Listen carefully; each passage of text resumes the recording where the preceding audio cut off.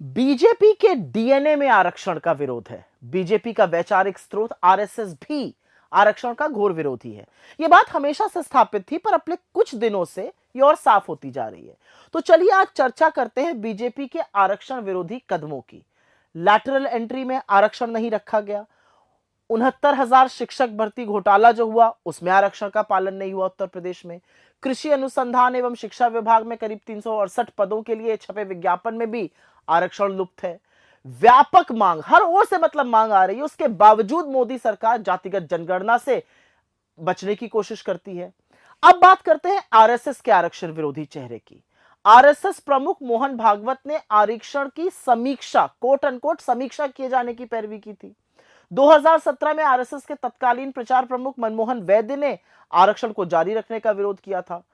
RSS के दूसरे सरसंचालक गुरु गोलवलकर ने अपनी किताब विचार धन में जाति के आधार पर आरक्षण देने का विरोध किया है।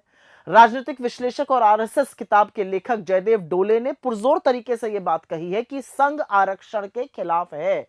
और यही नहीं, आरएसएस में रहे भंवर मेघवंशी जो दलित थे, उन्होंने कहा है कि दलित होने के कारण उनके साथ भेदभाव हुआ, और इसका उल्लेख उन्होंने अपनी किताब I could not be a Hindu story of a Dalit in RSS में बड़े साफ तरीके से किया है।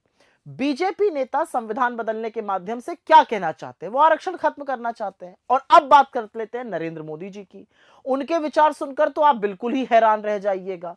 नरेंद्र मोदी ने प्रधानमंत्री रहते हुए कहा है कि मैला ढोना जैसे अमानवीय पेशे को आध्यात्मिक अनुभव बताया है। और ये उन्होंने कहीं बोला नहीं है, किताब में लिखा है। यही नहीं, उन्होंने दलितों को एक समय में मंदबुद्धि तक कह डाला था। और संभवतः इसीलिए आदिवासी के सिर पर पेशाब हो जाए, दलितों पर हिंसा हो, दलित महिलाओं का उत्पीड़न हो, बर्बर रेप हो जाए, इन लोगों को फर्क नहीं पड़ता है। ये सारी अमानवीय हरकतें मोदी जी के कार्यकाल में और बढ़ी हैं। लेकिन बीजेपी, आरएसएस और खुद मोदी जी कितना भी चालें, ना संविधान बदलेगा, ना आरक्षण खत्म होगा, और ना इस देश में शोषित वंचितों के हक का हनन होगा, क्योंकि कांग्रेस ऐसा होने नहीं देगी। और यह बात आप याद रखिएगा।